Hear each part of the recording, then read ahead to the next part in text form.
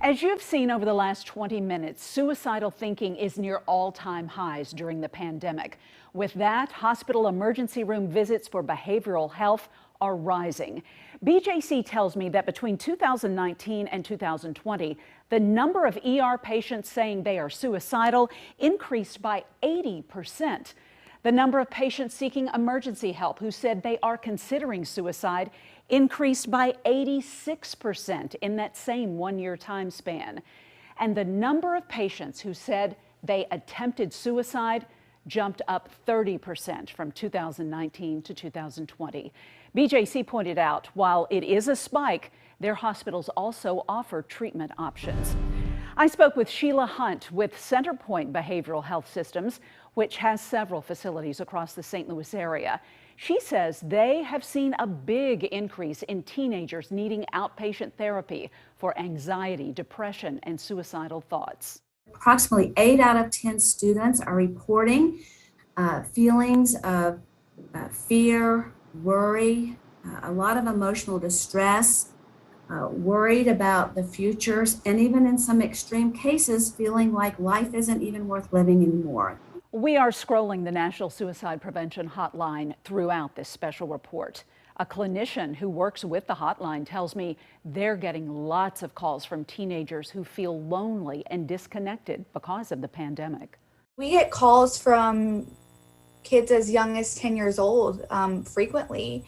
And so we'll talk to them and get to know why they're calling, and then explore a trusted adult towards the end of the call after we really understand what's going on.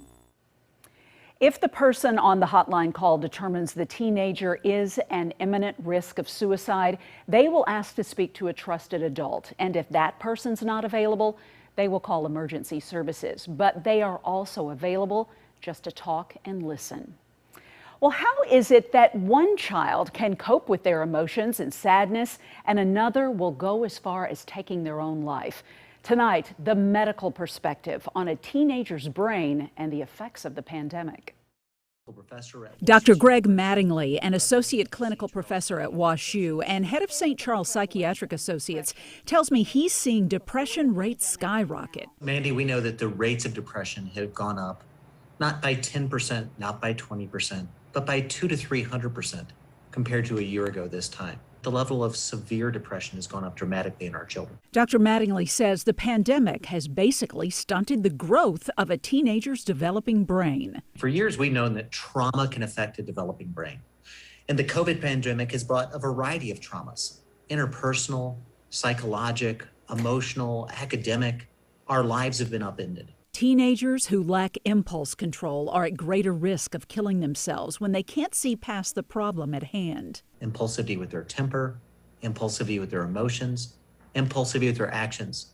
Those children are at risk of impulsively doing something that may be suicidal, such as taking an overdose, trying to harm themselves, and other self-destructive type behavior. Another group even more at risk are the teens whose emotions are kept inside and smoldering beneath the surface. Dr. Mattingly says, don't be afraid to ask your child what's going on. Also, don't let your child isolate themselves in their rooms.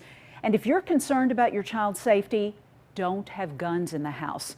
More than half of teens use a gun to kill themselves. Well, if you missed any part of this special report tonight, we will have it posted in full on our website, fox2now.com, along with links to all of the resources we have discussed over the last 30 minutes. Thank you for watching Crisis at Home: Teens, Isolation, and Suicide.